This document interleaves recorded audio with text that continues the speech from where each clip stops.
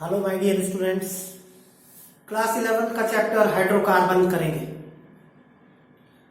Carbon और hydrogen के compounds, alkene and alkynes and benzene. Enjoy करिए, रिएक्शन को ध्यान से देखिए किस तरह से हो रही है, उनके स्टेप्स को गौर करिए। Steps are very important. आपको बहुत सारी रिएक्शंस लर्न करने की जरूरत नहीं है। आप टाइप ऑफ द रिएक्शन पर जोर दीजिए। बिफोर दैट चैनल सब्सक्राइब करना मत भूलिए, लाइक करिए वीडियो को, शेयर करिए अपने फ्रेंड्स के साथ। In hydrocarbon we will first of all see preparation of alkanes. Alkanes की प्रिपरेशन की बात करेंगे। एल्केन्स बनाने की कौन कौन से मेथड है, कौन कौन सी रिएक्शंस हैं, उनके बारे में बात करेंगे। सबसे पहले एक नेम रिएक्शन लेते हैं, that is Wurtz reaction. Wurtz scientist का नाम है। वुड्स ने इस रिएक्शन को बनाया, इसलिए उनको रेस्पेक्ट देने के लिए, याद रखने के लिए उनको याद रखा गया। इस तरह की जो रिएक्शन होती है they will be called name reactions. 11th में तो नेम रिएक्शन फिर भी कम है। In class 12 we have lot of name reactions with us. तो सबसे पहले प्रिपरेशन देखेंगे। In Wurtz reaction what happens, we always take alkyl halide. Alkyl halide means halogen का alkane. We will always take 2 molecules of alkyl halide। 2 molecule लेंगे alkyl halide के, NaCl निकल जाएगा। Here NaCl will remove। As a result, ध्यान से देखेंगे ये दोनों CH3 आपस में जुड़ जाएंगे। As a result, alkane will form। हमारा एम यही है, हमारा टारगेट यही है, एल्केन बनाना, यानी कि सिंगल बॉन्डेड कार्बन के हाइड्रोकार्बन बनाना। Single bonded hydrocarbon is alkane and we have prepared it by using Wurtz reaction. आप कोई सा भी एल्काइल हैलाइड ले सकते हैं। Suppose here I am taking isopropyl chloride। Once again I will mention, always 2 molecules we will take। We will take 2 molecules। Mind it, the reaction should be in presence of dry ether। Reaction dry ether की presence में करेंगे, otherwise sodium will be explosive। It will explode in air. तो dry ether में जिसमें water ना हो उसके साथ रिएक्शन को करेंगे, NaCl निकल जाएगा। As a result once again the alkane will form. Here you will see, you can observe दोनों एल्काइल ग्रुप आपस में जुड़ गए। एज ए रिजल्ट एल्केन बना। 2,3 क्या नाम कर सकते हैं हम एल्केन का? 2,3 dimethyl 2,3 dimethyl butane will form। Here I want to add very important thing। कभी भी एल्काइल हैलाइड डिफरेंट नहीं होने चाहिए। They should not be different, they should be same। alkyl group should be same। मान लेते हैं our aim is to prepare propane। This is odd number alkane। 3 carbon alkane है, odd number alkane it is, odd carbon alkane। अगर हमको ये prepare करना है तो naturally what we can do, एक तरफ तो लिया मैंने मिथाइल क्लोराइड या chloromethane, on the other hand we will take ethyl chloride, of course in dry ether, NaCl निकल जाएगा, बहुत इजी है, NaCl निकल जाएगा, ये CH3 इस इथाइल के साथ जुड़ जाएगा। ऑन द पेपर ऐसा लगता है कि by using this reaction we can easily prepare the propane, but we should not adopt this method to prepare odd number alkane. Odd number alkane इस मेथड से हमको नहीं बनानी चाहिए। क्यों नहीं बनानी चाहिए? द रीजन बिहाइंड, तो रीजन ये है, सपोज हमने लिया एक फ्लास्क, हमने फ्लास्क लिया, फ्लास्क में हमने इथाइल क्लोराइड लिया और क्लोरोईथेन लिया। Ethyl chloride and chloroethane we are taking in the flask, of course in presence of sodium। चर्चा ये कर रहे हैं कि ऑड नंबर एल्केन जैसे propane, pentane, heptane, Wurtz reaction से उन एल्केन्स को नहीं बनाना चाहिए। क्या रीजन है, क्यों नहीं बनाना चाहिए, वो हम डिस्कस कर रहे हैं। In presence of sodium, when the reaction will start, ethyl chloride will form ethyl free radical and methyl chloride will form methyl free radical। Mind it, यहां लाखों इथाइल होंगे और लाखों मिथाइल एक ही फ्लास्क में है। They are free to react. They are free to react together. तो क्या होगा? It is possible कि यहां पर दूसरा मिथाइल फ्री रेडिकल आ जाए और बना दे इथेन। जब लाखों है, मान लेते हैं 10,000 है, 10,000 अगर मिथाइल फ्री रेडिकल यहां है तो कुछ मिथाइल फ्री रेडिकल आपस में रिएक्ट कर जाएंगे और इथेन बनाएंगे,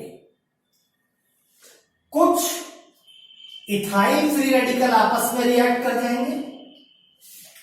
फ्री रेडिकल का मतलब प्रेजेंस ऑफ अनपेयर्ड इलेक्ट्रॉन, दोनों आपस में जुड़ जाएंगे। As a result the butane will form, there is a formation of butane will takes place. और ऐसा भी हो सकता है कि ये दोनों आपस में जुड़ जाएं और प्रोपेन बने। माय डियर स्टूडेंट्स, प्यारे बच्चों, आप देख रहे होंगे एम था प्रोपेन बनाना, लेकिन साथ में इथेन भी बन गया और ब्यूटेन भी बन गया, यानी कि mixture of alkane will obtain.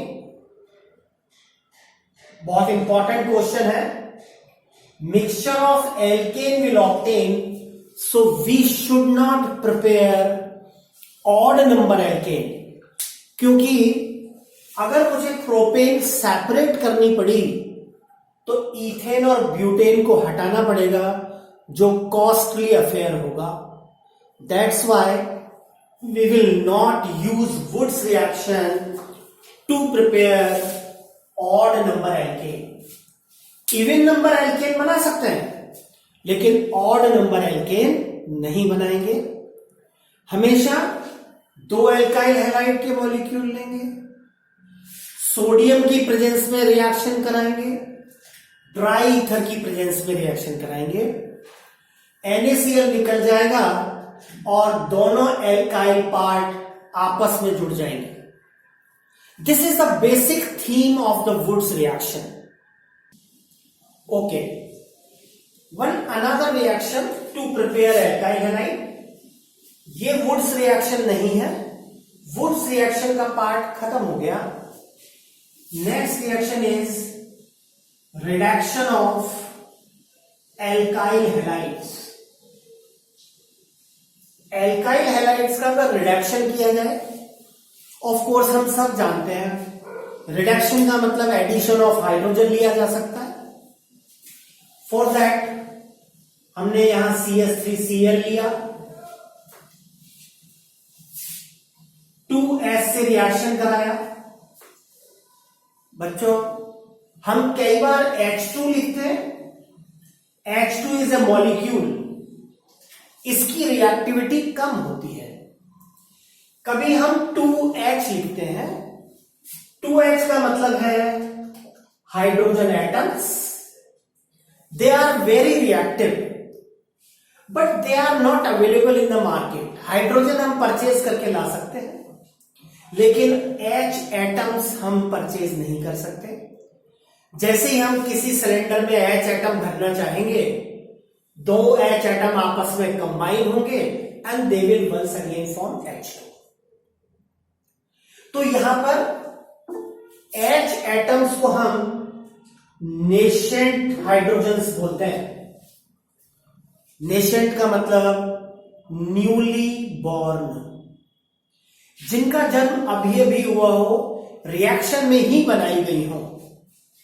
तो उसके लिए हमने लिया जिंक और HCl, नेशेंट हाइड्रोजन जनरेट कराने का काम जिंक और HCl करेंगे। H और Cl निकल जाएगा,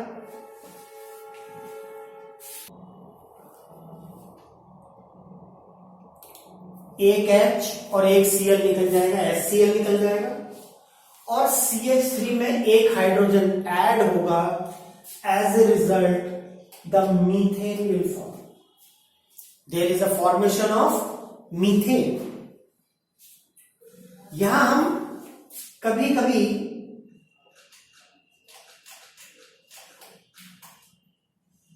जिंक और एल्कोहल भी ले सकते हैं। जिंक और alcohol will do also the same job, same work.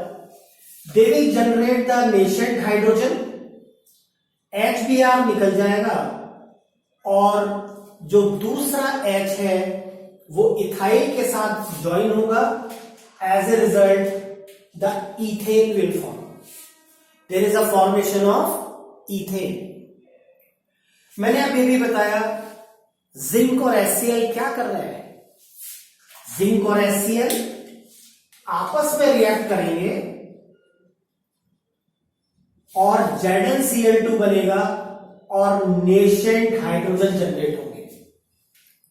In the same way अगर हम जिंक और एल्कोहल ले रहे हैं तो भी सेम टाइप की रिएक्शन होगी, नेशेंट हाइड्रोजन जनरेट होंगे और zinc will form the zinc ethoxide. This nascent hydrogen will take part in the reaction. Reaction बहुत रिएक्टिव हो जाएगी, बहुत जल्दी कंप्लीट हो जाएगी due to the presence of the nascent hydrogens. Here अगर हम इथाइल आयोडाइड ले लें, if suppose I am taking ethyl iodide, this reaction may complete with HI itself. This will be reversible reaction and in presence of phosphorus at 423 Kelvin the reaction will complete. ये I और ये I मिलके बना देंगे I2 और C2S6 will form। मैंने देखे, आप देख रहे होंगे, मैंने पहले क्लोराइड का हैलाइड लिया, फिर ब्रोमाइड का लिया और फिर आयोडाइड का लिया। अगर इस रिडक्शन के लिए हम इनकी रिएक्टिविटी ऑर्डर चेक करना चाहें, सपोज एक मैं ले रहा हूं CH3Cl, CH3Br और CH3I, तीन फ्लास्क है। एक फ्लास्क में मिथाइल क्लोराइड है, दूसरे में मिथाइल ब्रोमाइड है और तीसरे में मिथाइल आयोडाइड है। तीनों फ्लास्क में हमने जिंक और HCl ऐड कर दिया। बताओ कौन सी किस फ्लास्क में रिएक्शन फास्टेस्ट होगी? तीनों में सेम किया है, जिंक और HCl, या जिंक और अल्कोहल किया है, दोनों में से कुछ भी ले सकते हैं। तो अगर रिएक्टिविटी की बात करें तो तीनों में से हाईली रिएक्टिव कौन होगा? सबसे फास्टेस्ट रिएक्शन मिथाइल आयोडाइड देगा या आयोडोमीथेन देगा? द रीजन बिहाइंड, मिथाइल का साइज तो सब जगह बराबर है, दिस इज मिथाइल, मिथाइल का साइज सब जगह बराबर है। Cl, Br और I का साइज डिफरेंट है। Cl साइज में छोटा है, I साइज में सबसे बड़ा है। Now you can imagine which bond will be the weakest one. कौन सा बॉन्ड वीकेस्ट होगा? Naturally CH3I bond will be weakest due to large size of I, ये बॉन्ड वीकेस्ट होगा। और जब वीक बॉन्ड होगा तो जल्दी टूटेगा, और जल्दी टूटेगा तो रिएक्शन नेचुरली फास्ट हो जाएगी। तो अगर मैं रिडक्शन ऑफ एल्काइल हैलाइड से एल्केन्स बनाना चाहूं तो iodo compounds should be preferred over bromo and over chloro compounds. Chloromethane की रिएक्शन सबसे स्लोएस्ट होगी, जबकि आयोडोमीथेन की रिएक्शन सबसे फास्टेस्ट होगी। In this way we can check the reactivity of alkyl halides for the reduction reaction.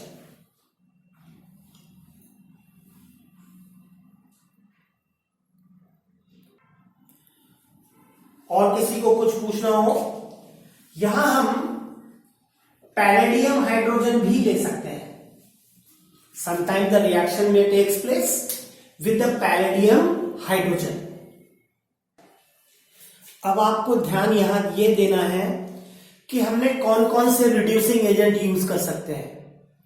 हमने zinc alcohol लिया reduction के लिए of alkyl halide, zinc HCl लिया, पैलेडियम हाइड्रोजन भी ले सकते हैं, और आयोडो कंपाउंड्स के लिए HI फास्फोरस भी हम ले सकते हैं।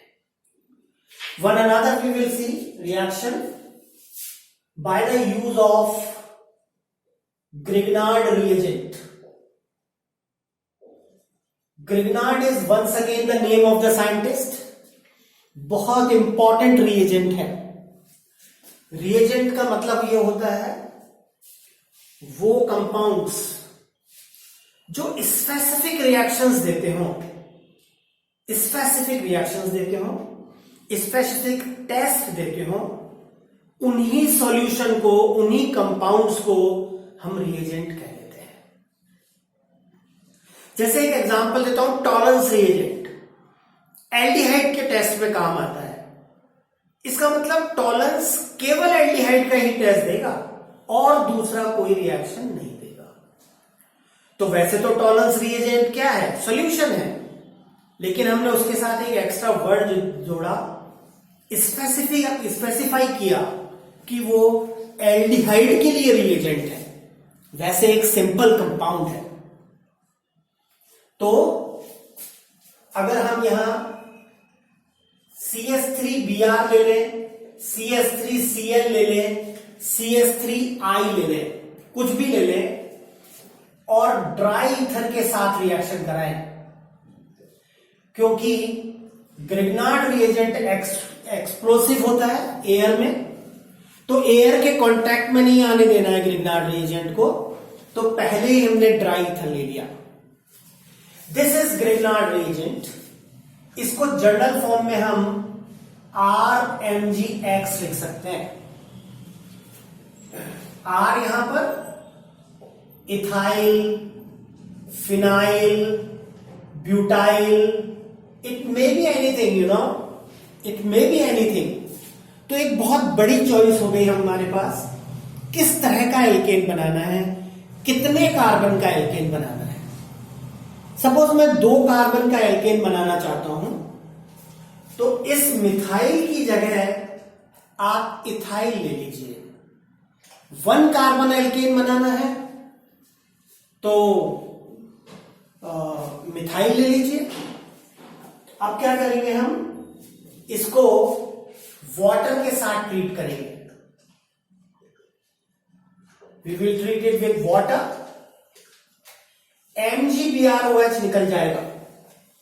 There will be removal of MgBrOH and now you can observe very clearly CH3 और H आपस में जुड़ जाएंगे, CH4 बनाएंगे और MgBrOH निकल जाएगा।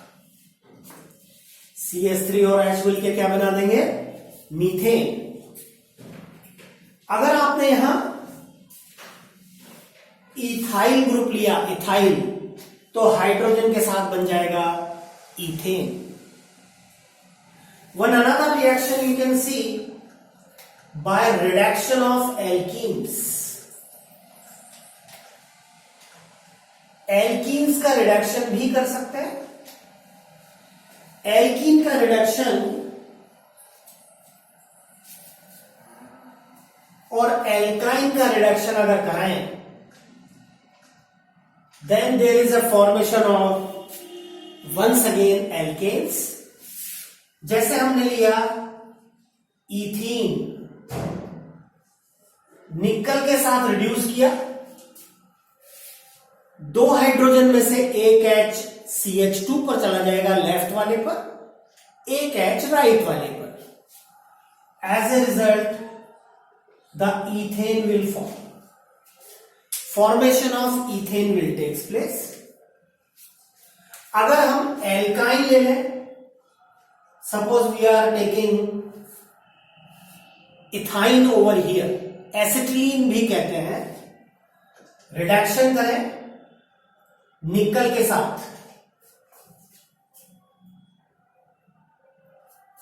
523 केल्विन पर रिएक्शन होगी। पहले एक H CH पर और दूसरा H भी CH पर चला जाएगा। एज ए रिजल्ट पहले इथीन बनेगा। Once again the reduction will takes place in the same condition, same flask, or ethane will form. In this way we can prepare the alkanes. Now one another reaction we have with us from carboxylic acids. From carboxylic acids. Sodium salt of acetic acid लिया हमने, sodium salt of acetic acid, ethanoic acid का sodium salt. Ethanoic acid में से H हटा दिया और उसकी जगह Na लगा। इसको सोडा लाइम से ट्रीट करें। Soda lime is the mixture of NaOH and calcium oxide. यहां से Na2CO3 निकल जाएगा। It will remove Na2CO3 and methane will form. Na2CO3 remove हो जाएगा और methane will form. NaOH calcium oxide का मिक्सचर सोडा लाइम कहलाएगा। यहां आप ध्यान से देखिए, CO2 गैस का रिमूवल हो रहा है in the form of Na2CO3। तो इस प्रोसेस को डीकार्बोक्सिलेशन भी कहते हैं।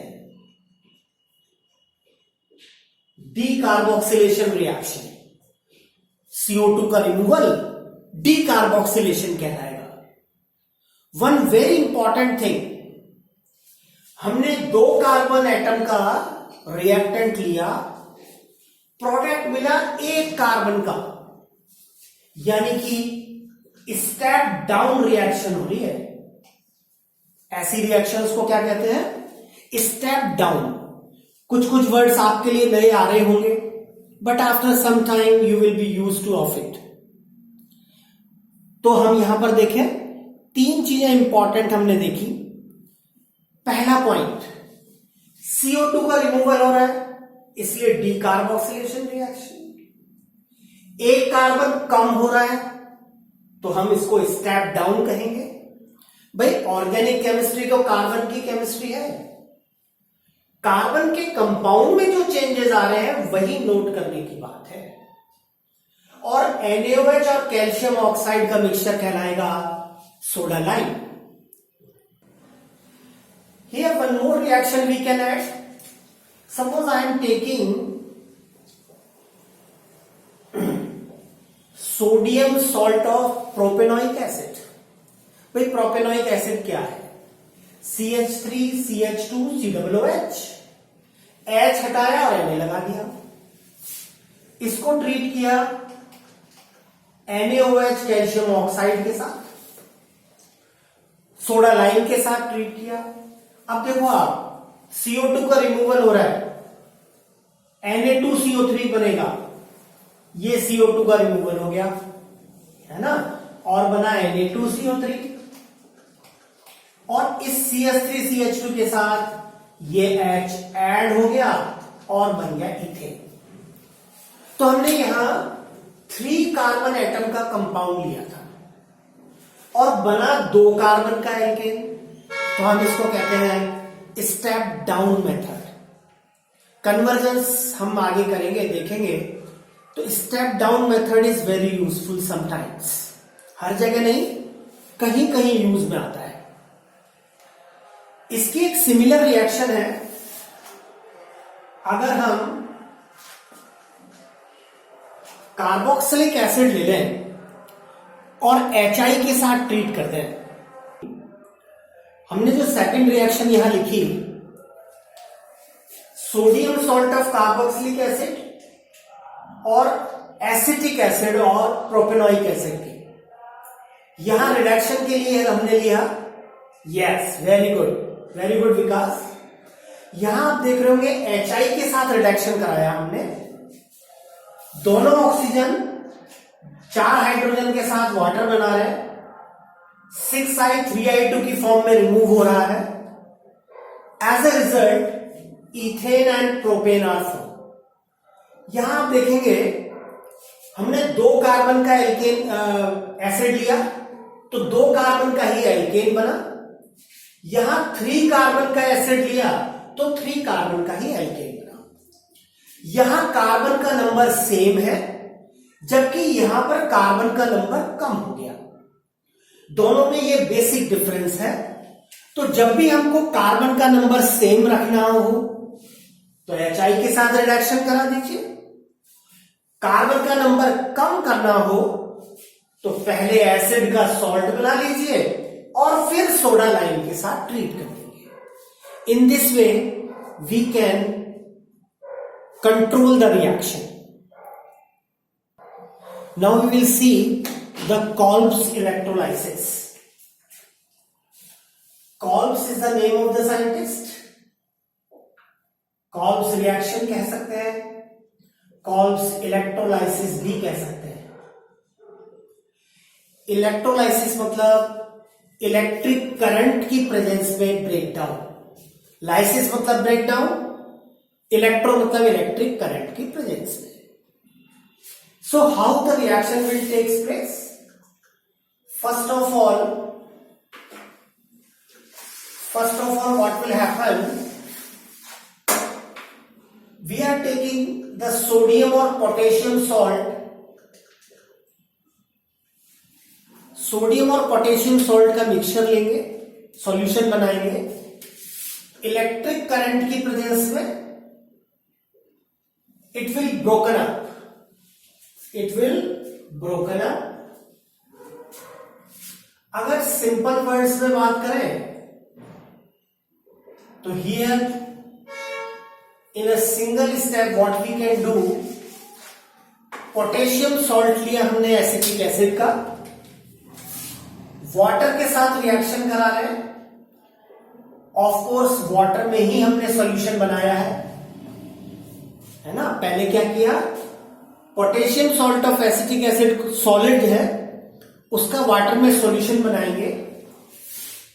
इलेक्ट्रिक करंट पास करेंगे, एक रिएक्शन एनोड पर होगी और एक रिएक्शन कैथोड पर होगी। Here anode will be positive and cathode will be negative. Naturally positive electrode पर कौन सी चीजें जाएंगी? जो नेगेटिव है, CO2 and CO2, 2 CO2 will form, okay, और CH3 and CH3 will form ethane.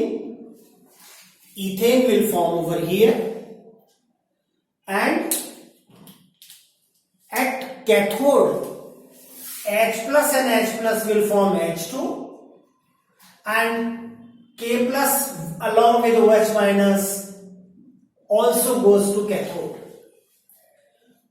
तो CO2 और ethane will be collected at anode. ये पूरा नेगेटिव आयन एनोड पर गया है, तो CO2 और CO2, 2 CO2 दोनों मिथाइल ग्रुप आपस में जुड़ गए, बना ethyl ethane. H plus reduce हुआ और बनाया H2, और K plus along with OH minus will go to the cathode as KOH. Now what mechanism will take place? क्या मैकेनिज्म हो रही है वो देखते हैं।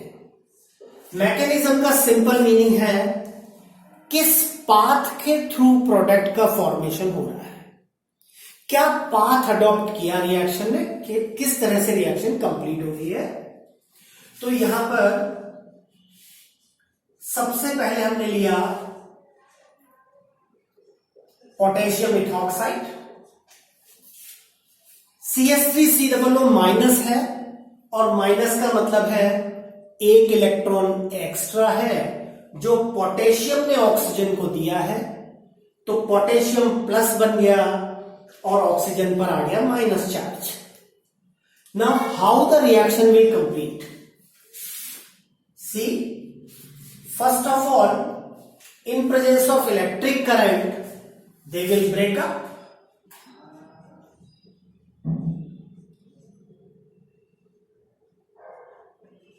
एसीटेट आयन अलग हो जाएगा और पोटेशियम आयन अलग हो जाएगा।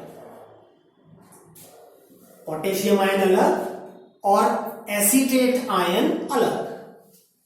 Now this acetate ion will oxidize at anode. Minded dear students, my dear children, anode पर हमेशा जब दूसरा मिथाइल फ्री रेडिकल इसके कांटेक्ट में आएगा तो ethane will form.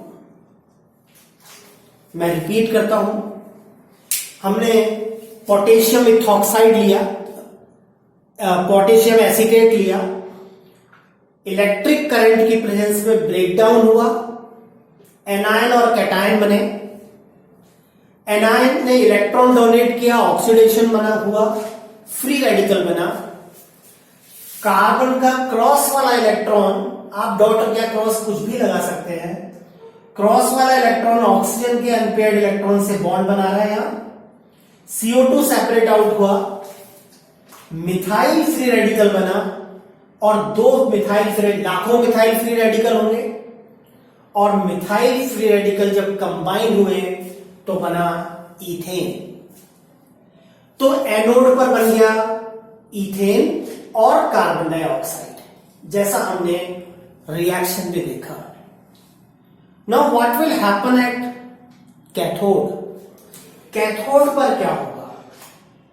Cathode is negatively charge and minded, always reduction takes place.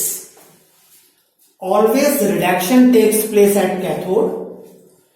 Cathode पर water होगा, वाटर H प्लस और OH माइनस आयन बनाएगा। ये जो H प्लस आयन है, ये H plus ion,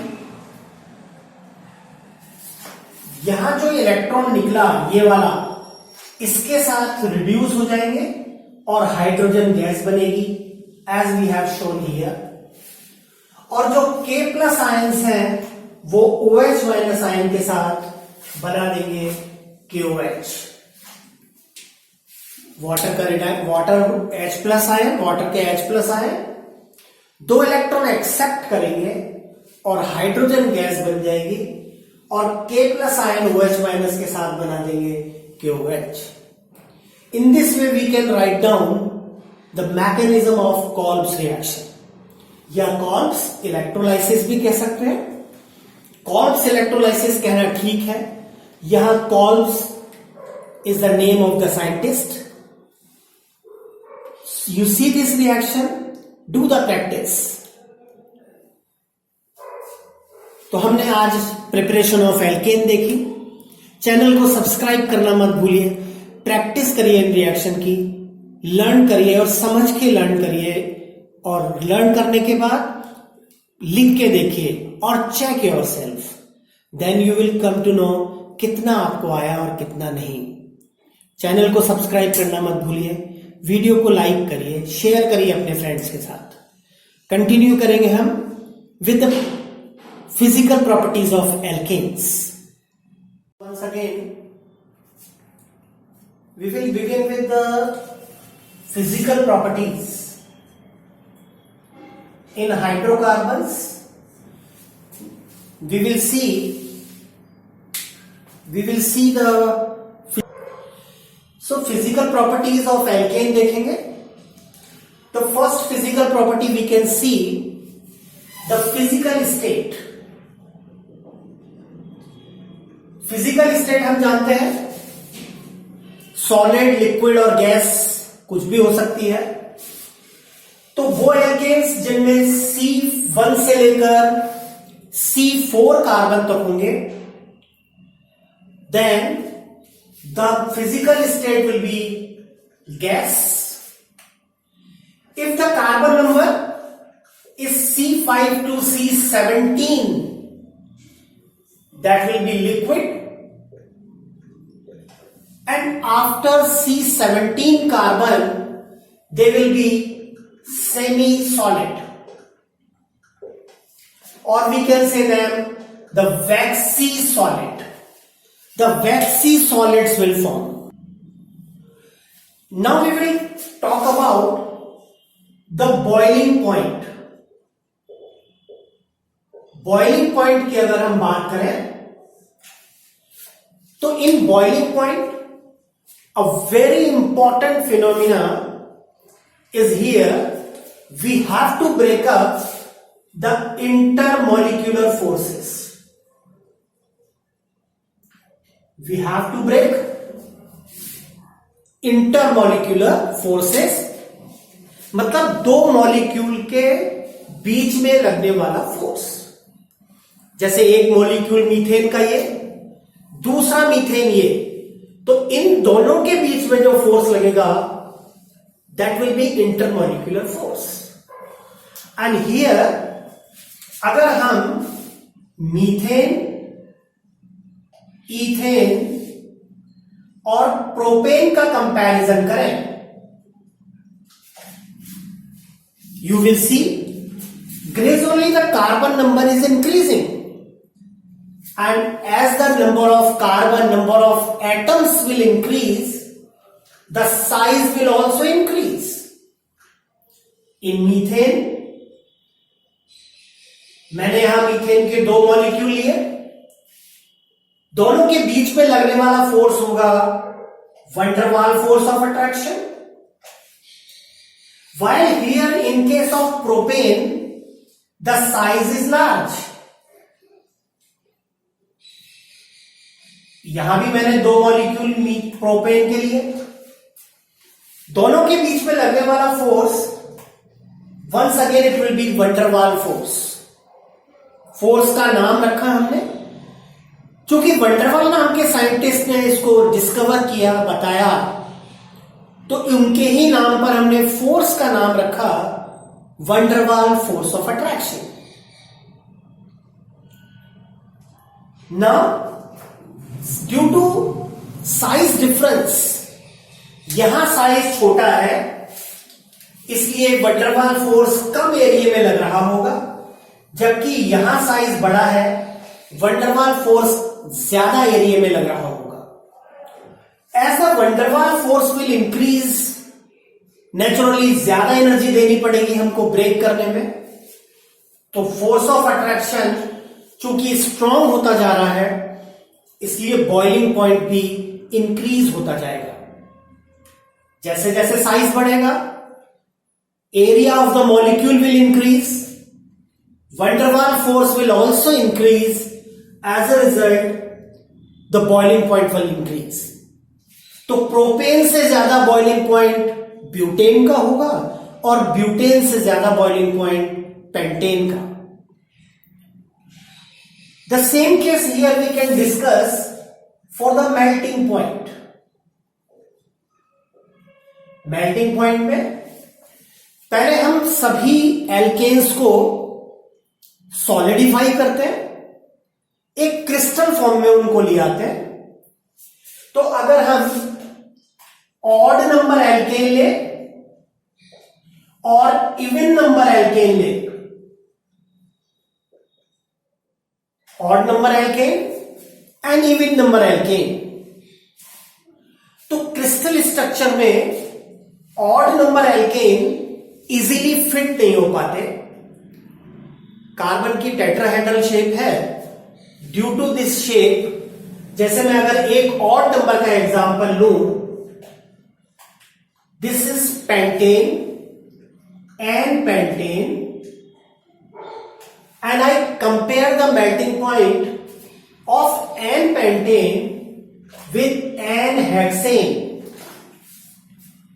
or with N butane, then even number carbon easily fits in the crystal structure।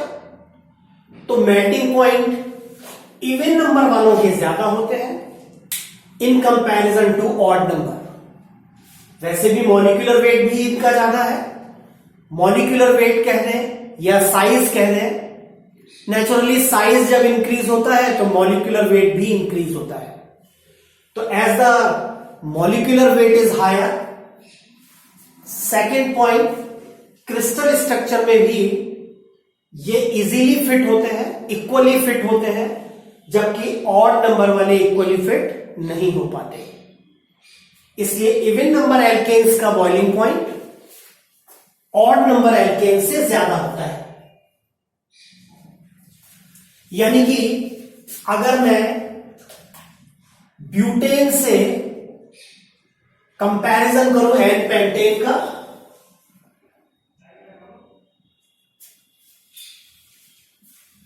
और या पेंटेन से करूं एन हेक्सेन का, तो इवन नंबर वालों का बॉइलिंग मेल्टिंग पॉइंट ज्यादा होगा। One another property is solubility.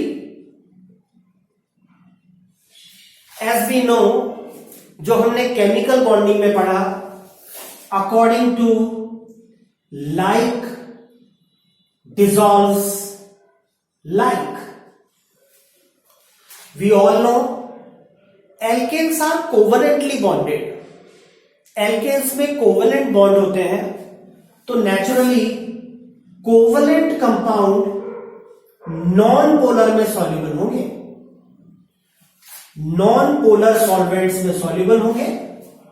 जैसे for example, they will be soluble in benzene, they will be soluble in carbon tetrachloride जो कि नॉन पोलर है, they will be soluble in carbon disulphide, चाहे वो gas हो, चाहे वो लिक्विड हो, और चाहे वो वैक्सी सॉलिड हो।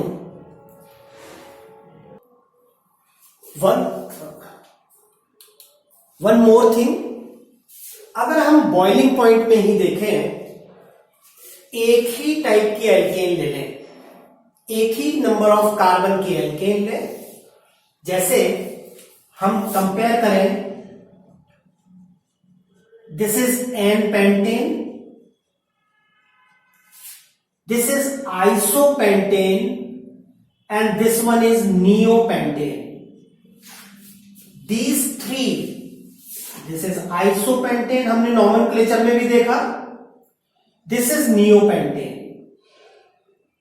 These are the common nomenclature of these compound. इन तीनों में नंबर ऑफ कार्बन सेम है, हाइड्रोजन सेम है, मॉलिक्यूलर वेट सेम है, लेकिन स्ट्रक्चर अलग अलग है। ये तीनों एक दूसरे के आइसोमर्स कहलाते हैं। How we can define the isomer? Molecular formula are same but structural formula are different. तो as the branches will increase, the boiling point will decrease. N-pentane में एक भी ब्रांच नहीं है, इसका बॉइलिंग पॉइंट ज्यादा होगा। आइसोपेंटेन में एक ब्रांच है, इसका बॉइलिंग पॉइंट नियोपेंटेन से ज्यादा होगा। ऐसा इसलिए हो रहा है क्योंकि यहां पर जैसे जैसे ब्रांचेस बढ़ेंगी area will decrease, area decrease हो जाएगा। Naturally van der Waals force will also decrease. यहां एन पेंटेन का एरिया मैक्सिमम होगा, यानी कि वंडरवाल फोर्स मैक्सिमम होगा। क्योंकि वंडरवाल फोर्स एरिया पर डिपेंड करेगा, तो मॉलिक्यूलर वेट सेम होते हुए भी एन पेंटेन का बॉइलिंग पॉइंट आइसोपेंटेन से और आइसोपेंटेन का नियोपेंटेन से ज्यादा होगा। वंस अगेन आई रिपीट, जैसे जैसे ब्रांचेस बढ़ती जाएंगी एरिया यानी कि वॉल्यूम कम होता जाएगा, और वॉल्यूम कम होने से वंडरवाल फोर्स कम हो जाएगा।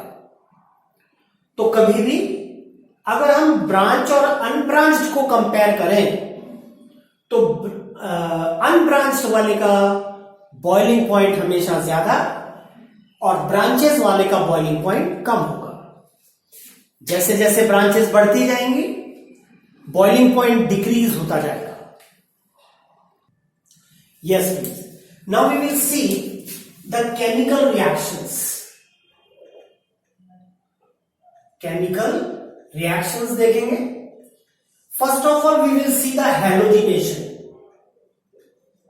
हैलोजिनेशन रिएक्शन देखेंगे। अगर हैलोजिनेशन रिएक्शन में हम हैलोजन क्लोरीन ले रहे हैं तो वो क्लोरीनेशन कहलाएगा, ब्रोमीन ले रहे हैं तो ब्रोमीनेशन, आयोडीन ले रहे हैं तो आयोडीनेशन कहलाता है। सबसे पहले हम यहां क्लोरीन लेते हैं। CH4 को अगर क्लोरीन से ट्रीट करें इन प्रेजेंस ऑफ सनलाइट, सनलाइट की प्रेजेंस में नॉन पोलर मॉलिक्यूल है, ध्यान से सुनेंगे, सनलाइट की प्रेजेंस में और नॉन पोलर मॉलिक्यूल हमने लिया है Cl2, so free radicals will form.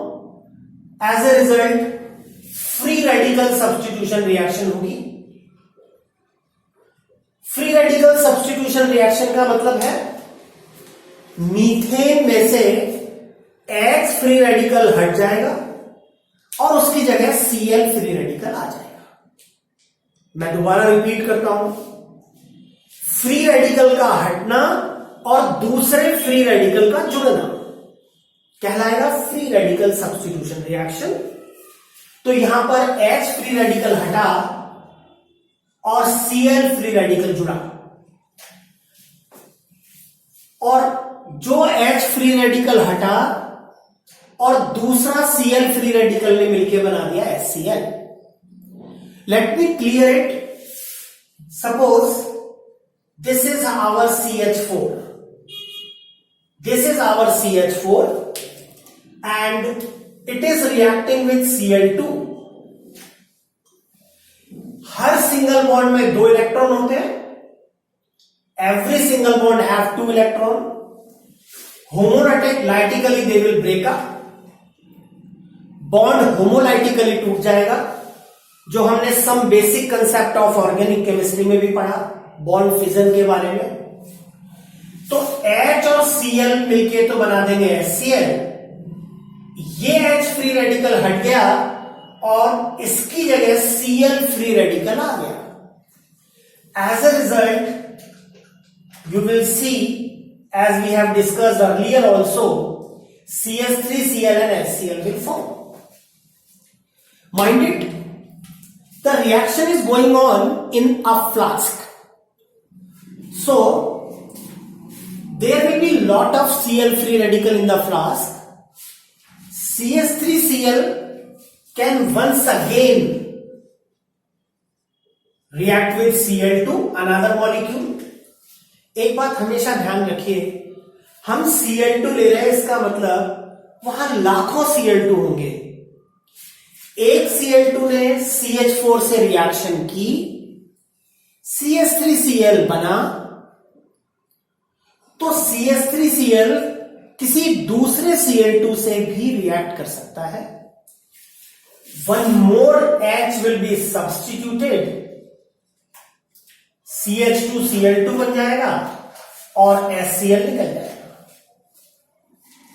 Once again in the same flask ये CH2Cl2 वापस रिएक्शन में पार्टिसिपेट कर सकता है और वापस एक और H हट जाएगा, क्लोरोफॉर्म विल फॉर्म, एक और HCl निकल जाएगा।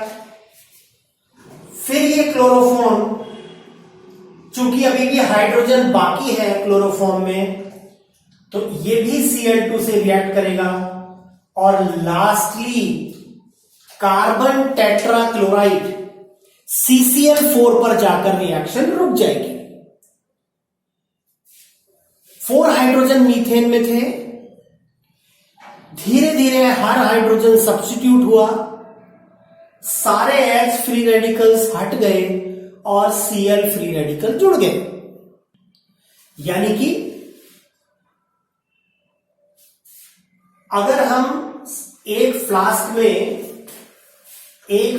में मीथेन और क्लोरीन ले लें और सनलाइट इस पर डालें फ्लास्क पर, तो ये हमारा आखिरी प्रोडक्ट नहीं होगा। Mixture of products will obtain, ये भी मिलेगा, CH2Cl2 भी मिलेगा, क्लोरोफॉर्म भी मिलेगा और carbon tetrachloride will also form. Bromination की रिएक्शन भी बिल्कुल ऐसी ही होती है जैसे क्लोरीनेशन है। आयोडोनेशन इज डिफरेंट। आयोडोनेशन में जब हम I2 से ट्रीट करते हैं, so this reaction is reversible. Mind it, chlorination reversible नहीं है, लेकिन iodination is reversible reaction and it provide us HiNCH3I. लेकिन हम चाहते हैं कि ये रिएक्शन यूनिडायरेक्शनल हो, रिवर्सिबल ना हो। उस रिवर्सिबिलिटी को खत्म करने के लिए HiO3 साथ में ले लेते हैं। Hydroiodic acid we are using at the time of reaction itself. तो उससे क्या होगा? HiO3 will remove the HI। भाई रिवर्सिबिलिटी इसीलिए है ना, ये दोनों रिएक्टेंट प्रोडक्ट बनाते हैं। बैकवर्ड डायरेक्शन में जब रिएक्शन हो रही है तो ये दोनों रिएक्टेंट ये दोनों प्रोडक्ट बनाते हैं। अगर हम HI को हटा दें, HI को रिमूव कर दें, तो नेचुरली बैकवर्ड डायरेक्शन में रिएक्शन बंद हो जाएगी और हमको डायरेक्ट CH3I मिलना स्टार्ट हो जाएगा। जैसा हमने law of mass action equilibrium chapter में पढ़ा। So what will happen? 5HI will react with 1 molecule of HiO3 at a time. As a result 3H2O निकल जाएंगे, 5H और एक 6H हुए और 3 ऑक्सीजन के साथ 6 हाइड्रोजन और 3 ऑक्सीजन निकल गए, बचे 5I और 1I। So 3I2 will form, iodine will form. HI जब हट गया, बैकवर्ड डायरेक्शन रुक गई, तो नेचुरली रिएक्शन यूनि डायरेक्शनल हो जाएगी। एक फायदा और हुआ, I2 भी प्रोड्यूस होने लगा, तो I2 as a reactant reaction में वर्क करने लग जाएगा, तो हमारे पैसे भी बच जाएंगे। हमको कम आयोडीन स्टार्टिंग में लेनी पड़ेगी, क्योंकि बाद में हमको आयोडीन मिली रही है, तो नेचुरली वो रिएक्शन में यूज आती जाएगी। अब सवाल यह है कि अगर मैं फ्लोरीन, क्लोरीन, ब्रोमीन और आयोडीन की रिएक्टिविटी की बात करें, कौन ज्यादा रिएक्टिव होगा और कौन कम?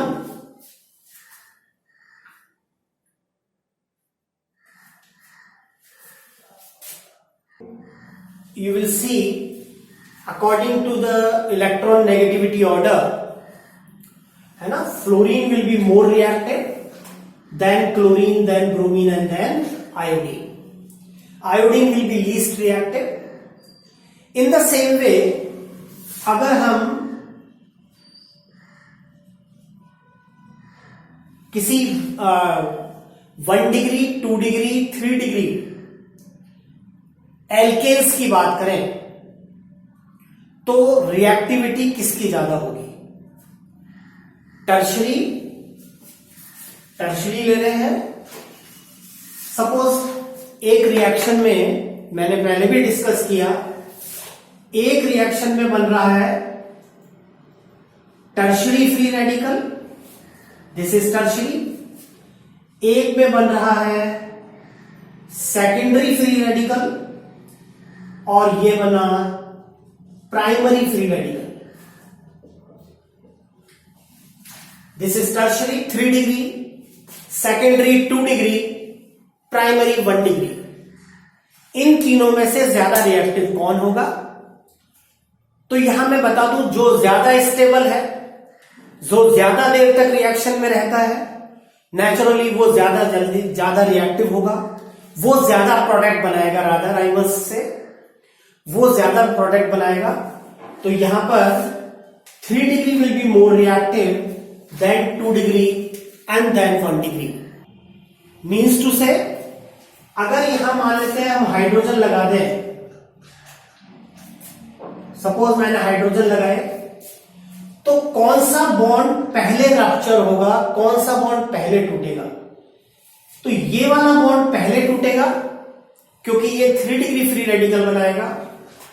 थोड़ा लेट ये, और सबसे लेट ये टूटेगा, क्योंकि यहां 1 डिग्री फ्री रेडिकल बनेगा जिसकी स्टेबिलिटी बहुत कम है, यहां 3 डिग्री बनेगा जिसकी स्टेबिलिटी बहुत ज्यादा है। One more very important thing, suppose here I am taking propane. अगर प्रोपेन की रिएक्शन क्लोरीन से कराई जाए, of course in presence of sunlight, then 2 kind of alkyl halide will form. एक एल्काइल हैलाइड नहीं बनेगा, 2 एल्काइल हैलाइड बनेंगे। एक तो बनेगा CH3 CH2 CH2Cl। When propane is treated with chlorine sunlight, 2 products will form. एक this one, एक बनेगा ये वाला, और दूसरा होगा ये वाला। एक 2 डिग्री हेलो एल्केन बन रहा है, एक 1 degree alkane. Now the question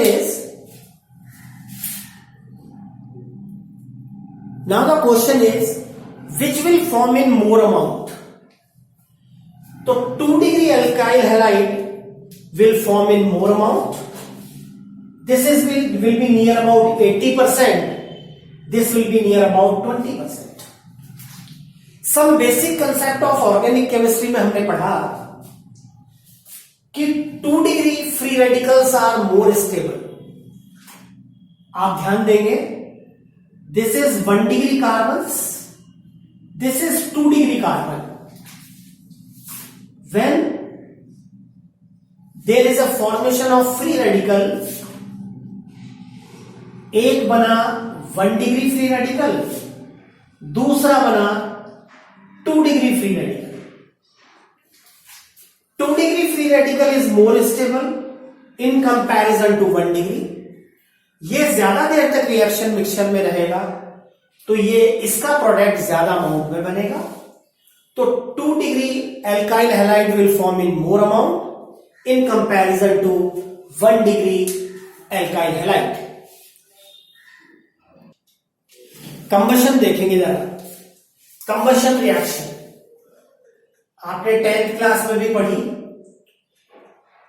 in combustion reaction, alkanes when treated with oxygen, कोई भी एल्केन हम ले लें और ऑक्सीजन के साथ अगर उसको ट्रीट करें, बर्न करें, जैसे हमारे घर में एलपीजी करते हैं हम, incomplete of sufficient air, sufficient oxygen, always carbon dioxide and water will form. You can balance the reaction. Always the carbon dioxide and water will form. Whether this is 1 carbon alkane or 4 carbon alkane. जैसे हम अगर ethane को ले लें, if we talk about ethane, it will also form the carbon dioxide and water. Balance जरूर कर ले reaction को. As a result 3 water molecules will form and 2 carbon dioxide will form. यहां ऑक्सीजन हो गए 4 और 3 7, so we can make it 7/2. 7/2 O2 लिख सकते हैं. तो in sufficient supply of air, there is a formation of carbon dioxide and water. अगर controlled oxidation करें, कंट्रोल्ड ऑक्सीडेशन का मीनिंग है या तो डिफरेंट कैटलिस्ट लिए जाए या एयर सप्लाई भी कंट्रोल की जाए. तो मीथेन को जब हम कॉपर की प्रेजेंस में ऑक्सीडाइज करते हैं, 523 केल्विन टेम्परेचर और 100 एटमॉस्फेरिक प्रेशर, आप देख रहे होंगे कंट्रोल किया हमने रिएक्शन को. Okay, as a result methanol will form. There is a formation of methane की ही दूसरी रिएक्शन देखें. मीथेन का ऑक्सीडेशन कर रहे हैं, ले रहे हैं molybdenum oxide, molybdenum oxide MO2O3. Now on heating formaldehyde will form along with water. वही मीथेन है, वही ऑक्सीजन है, लेकिन कॉपर दे रहा है मीथेनॉल, जबकि मोलिब्डेनम ऑक्साइड दे रहा है फॉर्मल्डिहाइड. इसी तरीके से अगर हम एक से ज्यादा कार्बन वाला एल्केन ले लें, एक से ज्यादा कार्बन वाला, और manganese acetate CH3COO whole twice Mn और Ag2, मैंगनीज एसीटेट और Ag2 ले लें, then here the carboxylic acid will form and hydrogen will remove. Carboxylic acid का फॉर्मेशन होगा and hydrogen will remove. So this is called controlled oxidation. In presence of different catalyst different compounds में form. जबकि यहां control नहीं था, free air supply थी, as a result the CO2 and water are formed. इसी तरह से एक रिएक्शन है आइसोमराइजेशन रिएक्शन. आइसोमराइजेशन रिएक्शन यानी कि इसमें आइसोमर्स का फॉर्मेशन होगा. जैसे फॉर एग्जांपल एन हेक्सेन ले लें. I am taking n hexane over here. N hexane को AlCl3 के साथ हीट करें, अलॉन्ग विद HCl ले लें. तो मॉलिक्यूलर फार्मूला तो बदल जाए, मॉलिक्यूलर फार्मूला सेम रहेगा लेकिन स्ट्रक्चर डिफरेंट हो जाएंगे. एक बनेगी 2-मिथाइल पेंटेन और दूसरा बनेगा three methyl pentane. Because molecular formula are same but structures are different. You can see structures are different. This is 2-methyl pentane, this is 3-methyl pentane.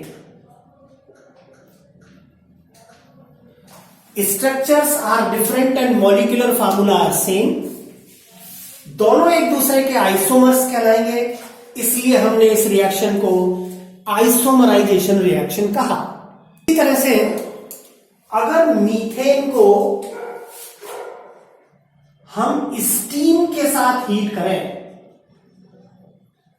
Steam के साथ, हमने वाटर नहीं लिया है minded, we are taking steam और catalyst लिया nickel, temperature रखा 1273 kelvin और carbon monoxide and hydrogen will form. Carbon monoxide and hydrogen will form. इसी तरह से हम देखें पायरोलाइसिस. पायरो मतलब हीट और लाइसिस मतलब ब्रेकडाउन. पायरोलाइसिस और we can call it cracking.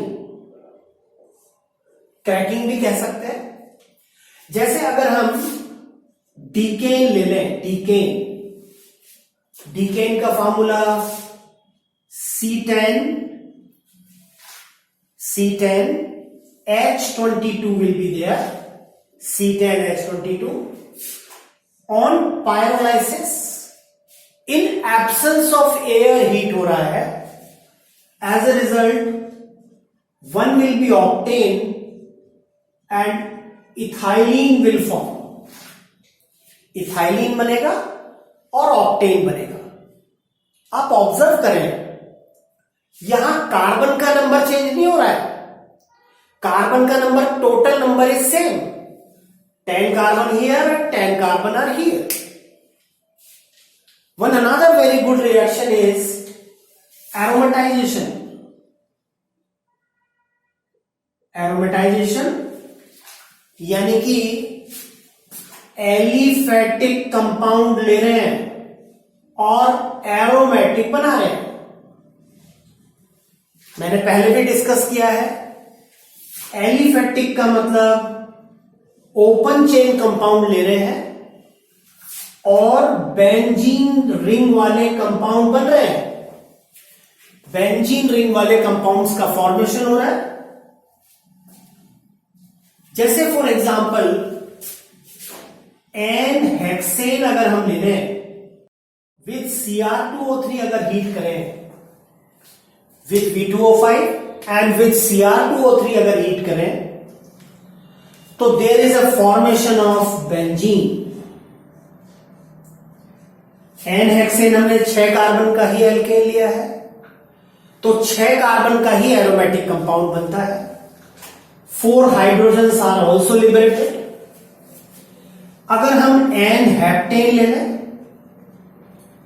In the same conditions बात करें तो यहां चूंकि बेंजीन रिंग 6 कार्बन रिंग है और इस मोस्ट स्टेबल है इसलिए बेंजीन तो बनेगा ही बनेगा और एक सब्स्टिट्यूएंट की फॉर्म में निकलेगा CH3, यानी कि toluene will form along with hydrogen gas. Because aliphatic are converting into aromatic, so we call it aromatization reaction. यहां पर टेम्परेचर का भी ध्यान रखते हैं। 773 केल्विन टेम्परेचर लेते हैं और 10 to 20 एटमॉस्फेरिक प्रेशर। तो 773 के अराउंड अगर जब हीट करें, प्रेशर भी काफी हाई है, आप देख सकते हैं 10 to 20 एटमॉस्फेरिक प्रेशर हम सब दे रहे हैं। तो एन हेक्सेन तो बेंजीन में और एन हेप्टेन कन्वर्ट होता है टोलुइन में।